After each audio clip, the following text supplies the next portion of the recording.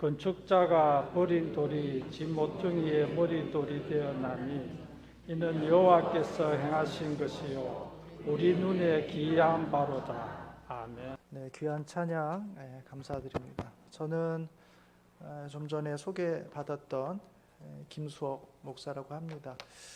아마 오늘 좀 유심히 이렇게 주보를 보신 분들은 두 가지 궁금증이 있으실 것 같아요. 하나는 저 목사님의 성함이 본명일까? 이렇게 이름이 너무 좀 특이하기도 하고 돈이 많을 것 같기도 하고 예, 본명입니다.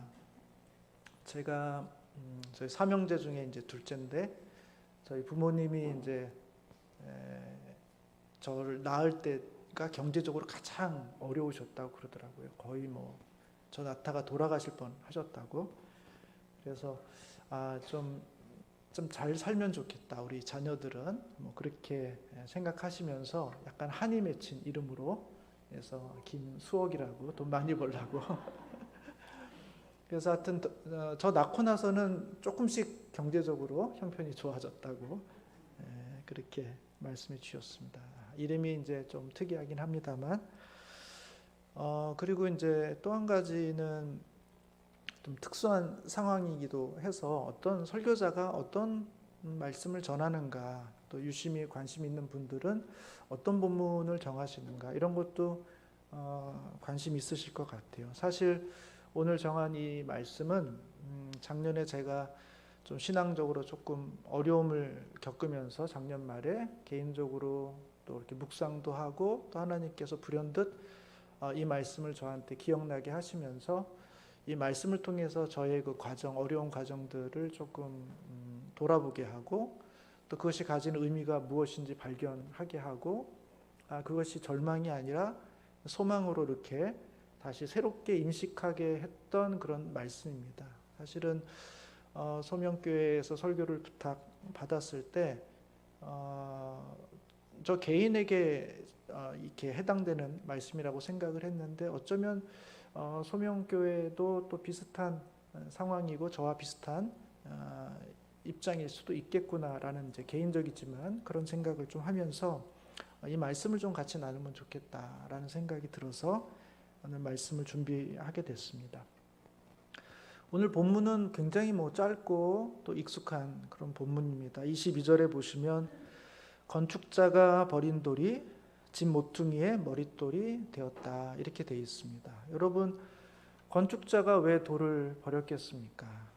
이제 집을 짓다가 쓰다가 이제는 더 이상 쓸모 없을 만한 돌이기 때문에 버린 것입니다. 모양이 맞지 않거나 아니면 돌의 크기가 너무 작거나 강도가 너무 약해서 집 짓는 데는 더 이상 쓸 수가 없겠구나, 쓸 필요가 없겠구나 라는 생각이 들어서 이 건축자가 이 돌을 버리게 된 것입니다. 쓸모없는 돌이죠. 그런데 이 쓸모없는 돌을 하나님께서는 어떻게 하셨는가 보면 그것이 집 모퉁이의 머릿돌이 되게 하셨다라고 말하고 있습니다. 여러분, 집 모퉁이의 머릿돌이라는 것은 정말 집을 지을 때 아주 꼭 필요한 그런 돌입니다.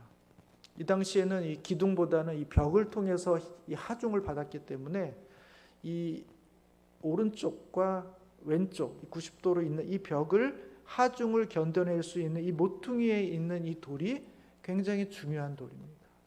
평평해야 되고요. 그 다음에 사각형이어야 되고 강도가 매우 센 돌이어야 됐다는 거죠. 그런 돌 위에 집을 지어야지만 집이 안전할 수 있었던 것입니다. 그러니까 집 지을 때 가장 중요하게 봐야 될 것은 바로 이 모퉁이에 있는 머릿돌을 어떤 돌로 할 것인가가 굉장히 중요한 것이죠. 앞에서는 건축자가 쓸모없다고 버려진, 강도도 약하고 크기도 별 볼 일 없고 모양도 적절하지 않은 그냥 버려진 돌이었는데 그 돌이 하나님께서는 그 집을 짓는데 가장 중요한 돌로 쓰게 되더라는 것입니다. 그래서 23절에 보면은 이는 여호와께서 행하신 것이요 우리 눈에 기이한 바로다라는 것입니다. 사람이 그렇게 할 수 있는 게 아니라는 것입니다. 사람의 눈에는 그냥 쓸모없는 돌이고 버려진 돌이고 그냥 없어도 전혀 의식이 필요하지 않은 그런 돌에 불과한 거예요. 그런데 하나님은 그런 돌을 들어다가 근사한 집에 머릿돌을 삼으신다는 것이죠.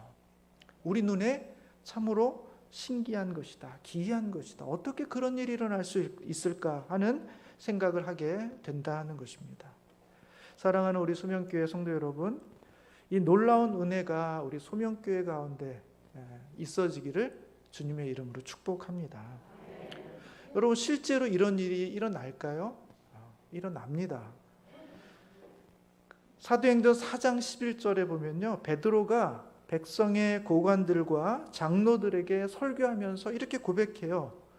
이 예수는 건축자의 버린 돌로서 집 모퉁이의 머릿돌이 되었다라고 말하고 있습니다.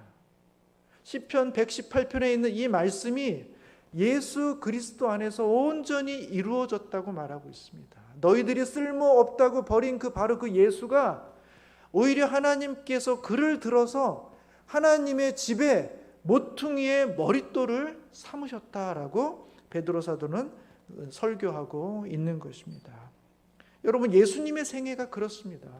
사람들에게는 버려졌고 사람들에게는 쓸모없어서 그렇게 던져진 돌에 불과했지만 하나님 그 예수 그리스도를 들어서 하나님의 성전, 하나님의 교회를 세우는 가장 중요한 기초로 그분의 교회를 세우시고 그것이 확장되어서 이스라엘을 세우시고 하나님의 나라를 세우시는 역할을 감당하게 하셨다는 것입니다. 그 은혜가 오늘날 이 교회 가운데도 함께 하시기를 주님의 이름으로 축복합니다. 여러분, 이 말씀은 시편에만 있지 않고 성경에 여러 군데 나오는데 한 6군데가 나옵니다. 그 중에 베드로전서 2장 7절과 8절을 보면요, 오늘 본문의 이야기와 플러스해서 조금 더 확대되는 어떤 이야기가 있습니다. 한번 좀 찾아보도록 하겠습니다. 베드로전서 2장 7절과 8절입니다.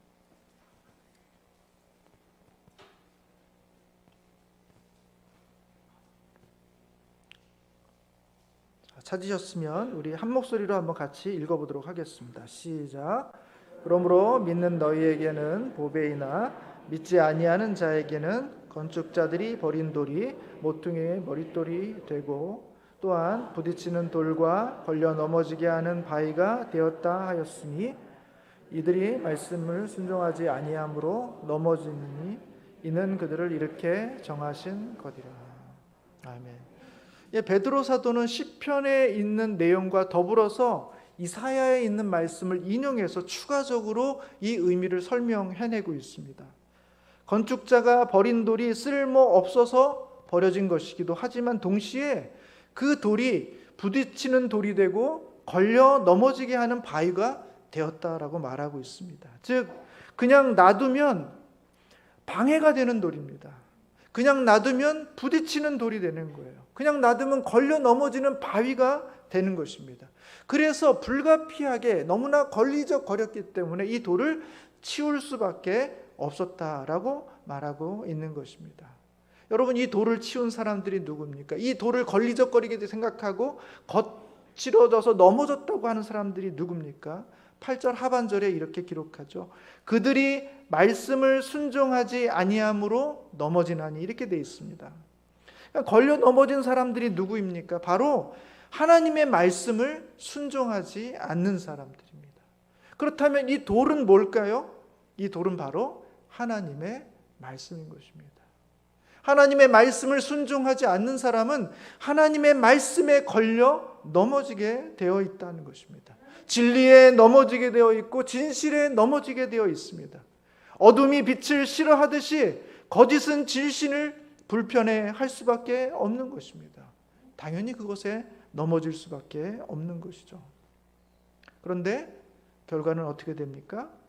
하나님의 말씀에 순종하지 않는 사람들이 진리를 거부하며 집어던져 버린다는 것입니다. 우리 생각에는 하나님의 말씀에 순종하지 않는 사람들이 말씀에 걸려 넘어져서 무릎이 깨지고 다리가 부러지고 머리가 깨져야 되던, 그래서 다시는 일어날 수 없게 만들어지는 것이 우리의 생각인데 실제로는 그렇게 되지 않는다는 것입니다. 정작 뿌리가 뽑히고 쓸모없는 돌처럼 버려지는 것은 하나님의 말씀의 편에 섰던 사람들이다라고 성경은 말하고 있는 것입니다. 여러분, 이런 일들이 지금도 계속해서 일어나고 있는 것이죠. 여러분, 이런 일들은 어쩌다가 한번 일어나는 게 아닌 것 같습니다. 성경의 역사를 보면 늘 이런 일의 반복이라는 것을 보게 됩니다.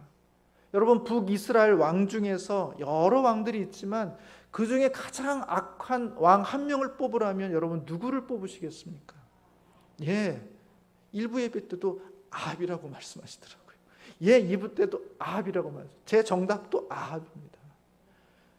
정말 북이스라엘의 대표적인 악한 왕은 아합이에요. 그 아합 왕도 악하지만 그 아내 이세벨 또한 너무나 악하기 때문에 이 둘이 모여가지고 가장 큰 악을 행하는 사람, 아합과 이세벨이죠. 여러분, 이들이 한 게 무엇입니까? 선지자들이 와서 왕을 거스려 하나님의 말씀을 전하면 죽이는 것입니다. 그리고 이미 우리를 불편하게 할 것 같은 선지자들을 찾아서 죽이는 것입니다. 걸려 넘어지게 하는 것들을 다 뽑아버리는 것입니다. 그게 바로 아합과 이사벨이 했던 것이죠. 오죽하면 이 엘리야가 하나님 앞에서 하나님 다 죽고 나만 남았습니다.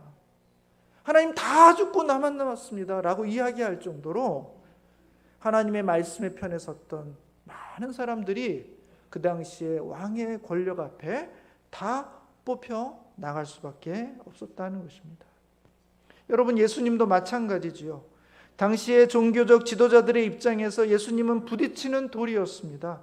전통을 함부로 훼손하는 것 같았고, 율법을 파괴하는 것 같았고, 성전의 제사 제도를 무시하는 것 같았습니다. 세상의 질서를 파괴하는 사람처럼 보였습니다.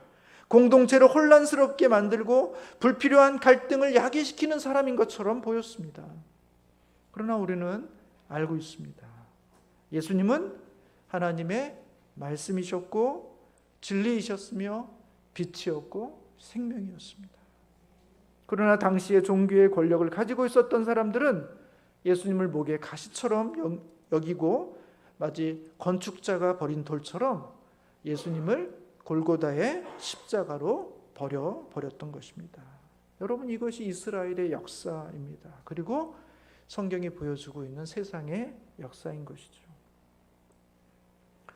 그런데 참 놀라운 것이 무엇입니까?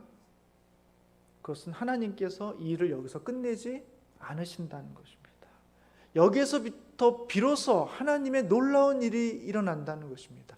하나님이 행하신 바요, 우리의 눈에 기이한 일이 여기에서부터 시작이 된다는 것입니다. 그렇게 무력하게 버려졌던 예수 그리스도께서 죽은 자들 가운데서 살아나시게 된다는 것입니다. 하나님께서 건축자들의 버린 돌을 신약 교회의 기초가 되게 하는 머릿돌로 바꾸신다는 것입니다.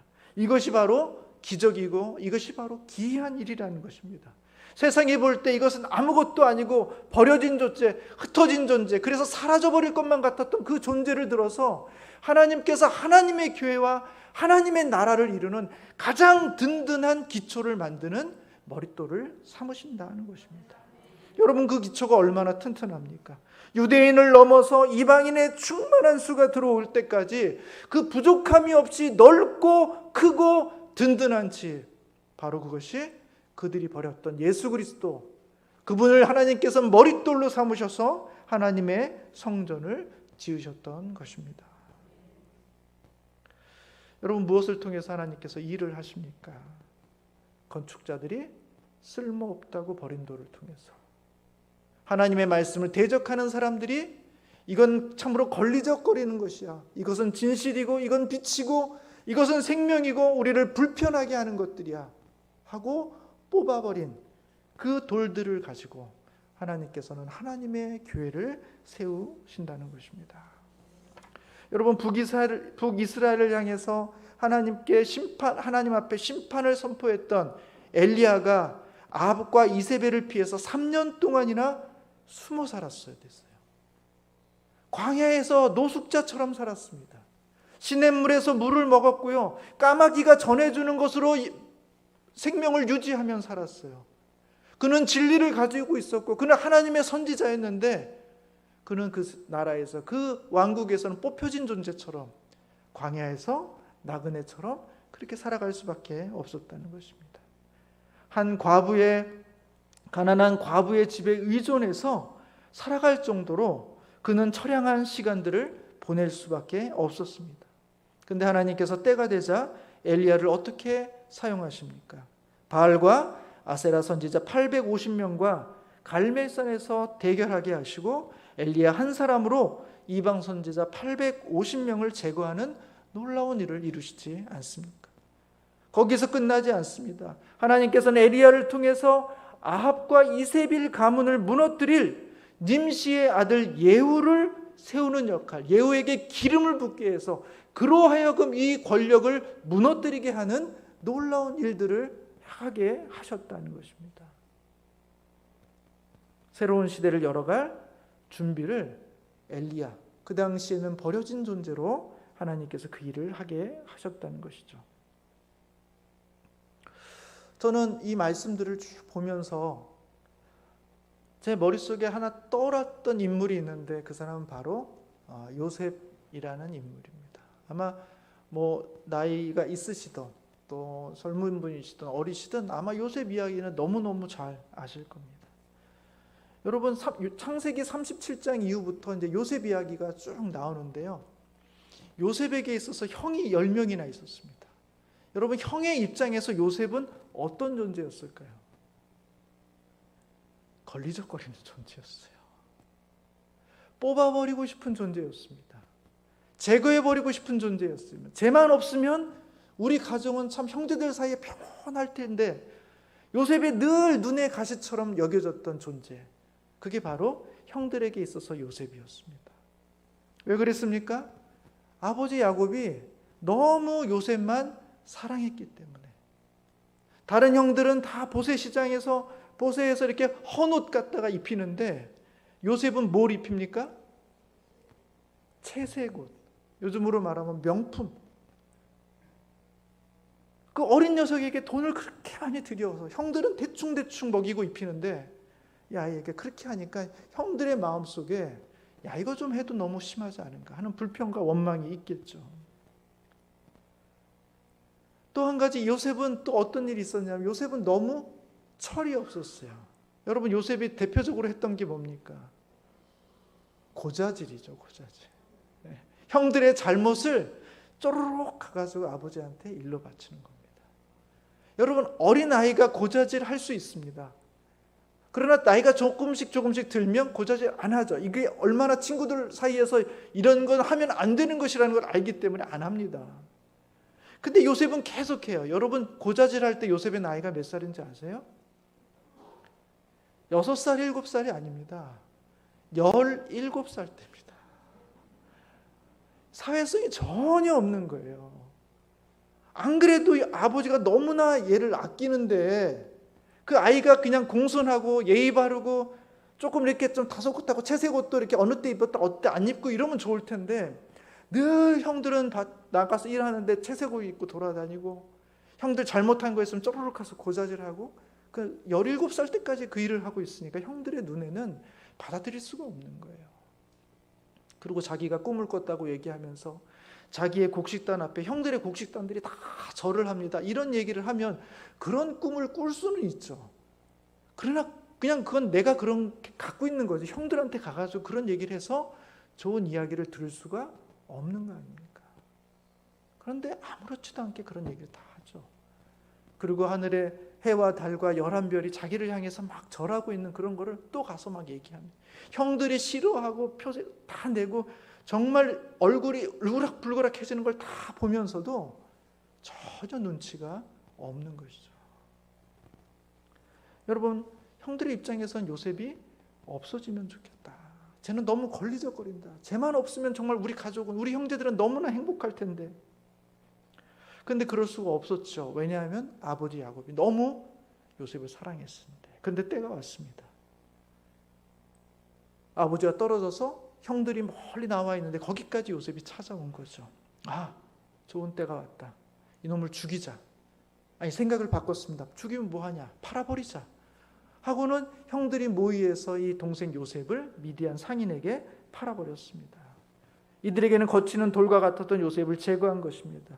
아버지에게는 대충 둘러댈 수 있었습니다. 이제 요셉이 없는 형제들은 걸리적거릴 것이 없는 너무나 평온하게 잘 지낼 수 있을 것 같았습니다. 형들의 입장에선 그렇지만 요셉의 입장에선 좀 억울하죠. 요셉이 그렇게 잘못한 게 뭐가 있어요? 그냥 아버지가 자기를 너무 사랑해 준 건데, 그래서 아버지가 자기에게 맞는 채색 옷을 준 건데, 그래서 그것을 입고 다닌 것인데, 좀 철이 없다고 해서 형들에게 팔릴 만큼 그렇게 큰 죄를 지은 건 아니지 않습니까? 형들이 잘못한 것을 고자질을 몇 번 했다고 해서 요셉이 형들에게 죽일 만한, 그리고 팔아버릴 만큼 그렇게 나쁜 행동을 한 것은 아니지 않습니까? 좀 억울한 면이 있지만 요셉은 형들에 의해서 팔려 나갔습니다. 한마디로 버려진 것이죠. 그리고 어디로 갑니까? 보디발 장군의 집에 갑니다. 그는 거기서 뭘 했습니까? 열심히 성의껏 잘했습니다. 그런데 그에게 돌아온 것은 뭡니까? 자기가 하지 않은 행동에 대한 억울함을 받게 된 것입니다. 여러분, 요셉이 잘못한 게 뭐가 있어요? 아무것도 없습니다. 다만 잘못한 것이 하나 있다면 용모가 빼어난 것뿐이에요. 그래서 보디발 장군 아내에게 참으로 유혹을 하게 만드는 것밖에는 없어요. 근데 그게 무슨 잘못이 있습니까? 그리고 그 순간이 왔을 때 그것을 거절했던 말이죠. 근데 억울하게 역으로 누명을 쓰고 이 요셉이 감옥에 갇히게 된 것입니다. 본인은 보디발 장군에게 너무나 충성스럽게 일을 다했지만 오히려 믿었던 그 보디발 장군에게 버림을 받게 된 것이죠. 요셉은 옥에 갇힙니다. 거기서도 성실하고 정직했습니다. 술 맡은 관원의 꿈을 해몽해주고 그 해몽대로 옥에서 풀려나게 되면 자신을 기억해달라고 했어요. 나는 억울하다. 나는 여기에 갇힐 이유가 없는데 억울하게 갇혔다. 당신이 내 꿈대로 이 감옥에서 나가게 되면 왕에게 얘기를 잘해서 나를 좀 풀어달라고 요구합니다. 정말 이 술 맡은 관원은 그 꿈대로 풀려나게 됩니다. 그런데 놀라운 것은 그 술 맡은 관원이 옥에서 나가자마자 이 요셉을 잊어버립니다. 기억 속에서 이제 더 이상 필요 없는 존재가 돼버린 것이죠. 여러분, 요셉의 입장을 생각해 보세요. 그는 어릴 적에 사랑을 받았지만 이후로는 형들로부터 버림을 받았고, 보디발 장군에게는 억울한 누명을 쓰고 버림받았고, 은혜를 베풀었던 술 관원에게는 잊혀진 존재가 되었던 것입니다. 그는 정말 버려진 존재처럼 되어졌어요. 그러나 놀라운 게 있죠. 요셉의 이야기가 여기서 끝나지 않는다는 것입니다. 우리가 다 알죠. 하나님께서는 그 감옥에 있는 요셉을 들어서 그 애굽 왕의 꿈을 해몽하게 하고, 그 애굽에서 일어나게 될 7년의 큰 풍요와 그 이후에 이어질 7년의 대기근을 알게 하고, 그 모든 위기 상황 속에서 어떻게 이 나라를 잘 운영할 것인가, 사람들을 굶주리지 않고 먹일 수 있게 할 것인가, 이 국가를 건장하게 만들어갈 수 있을 것인가에 대한 책임을 맡게 됩니다. 그래서 그는 총리가 되는 것이죠. 그리고 그 가운데 굶주려 있던 형들이 애굽에 찾아와서 자기에게 절하는 형들을 발견하게 되는 것입니다. 여러분, 요셉이 뭘 했습니까? 7년이라는 대기근, 국가적 위기 상황 속에서 오히려 애굽 왕의 권력을 더욱더 확장시켜주는 역할을 감당했습니다. 여러분, 요셉이 없었다면 애굽은 어쩌면 그 국가, 그 권력은 그 7년이라는 대기근 속에 무너졌을지 몰라요. 코로나가 한번 와도 이걸 어떻게 운영하고 관리하느냐에 따라서 한 국가의 정권이 유지되느냐 유지되지 못하느냐 하는 위기를 겪고 있지 않습니까? 이런 일들이 7년 동안이나 계속된다면 아무리 건실한 권력을 갖고 있다 하더라도 아마 그 권력은 다 무너져 내릴 수밖에 없을 것입니다. 그런데 그 버려졌던 요셉이 어떻게 됐습니까? 애굽이라는 거대한 나라를, 그 권력을 유지할 뿐만 아니라 그 거대한 나라, 더욱더 그 권력을 확고하게 할 수 있도록 유지시켜주는 아주 가장 기초적인 기초를 튼튼하게 해주게 된다는 것입니다. 더 나아가서 어떻게 됐습니까? 굶주린 가운데 죽을 수밖에 없는 자기의 가족들, 70여 명의 자기의 가족들을 다 살려냅니다. 그리고 그 땅에서가 아니라 애굽의 고센 땅으로 다 불러들여서 여기서 먹고 생활하고 번성하게 해서 결국에 나중에는 수많은 사람들을 만들어서 다시 출애굽해서 자기의 고향으로 돌아갈 수 있도록 만드는, 한 민족으로 크게 세우는 놀라운 기초를 형들에게서나 보디발 장군에게서나 술 맡던 관원에게서 잊혀지고 버려졌던 그 한 사람 요셉을 통해서 하나님께서 그 일들을 이루어 가신다 하는 것입니다. 이것이 바로 성경이 우리 가운데 말씀해 주고 있는 역사라는 거예요. 요셉은 어떻게 살았습니까? 버려졌던 것 같은 시간 속에서 그는 자신의 처한 상황 속에서 정직과 성실함으로 묵묵히 살아갔습니다. 억울함을 참고 견뎠습니다. 그리고 어느 순간 하나님의 때가 되었을 때 하나님은 버려졌고 잊혀진 요셉을 통해서 한 나라를 세우고 자기 민족을 세우는 모퉁이의 머릿돌로 세워지는 놀라운 경험들을 하게 되는 것입니다. 사랑하는 성도 여러분, 우리 소명교회가 정말 하나님 앞에서 그와 같은 교회로 세워지게 되는 놀라운 은혜가 있기를 주님의 이름으로 축원합니다. 네. 여러분, 이 요셉 이야기의 마지막 창세기 50장 말씀을 드리는 것으로 오늘 말씀을 마치고자 합니다. 야곱이 죽고 요셉의 형들은 근심에 빠지게 됩니다. 왜냐하면 형들이 생각할 때 동생 요셉이 지금까지 자신들에게 복수하지 않은 것은 아버지 야곱이 살아 계시기 때문이라고 생각했습니다. 그러나 이제 아버지 야곱이 죽었기 때문에 요셉 동생이 자기들에게 복수할 것이다 하는 두려움에 빠지게 됩니다.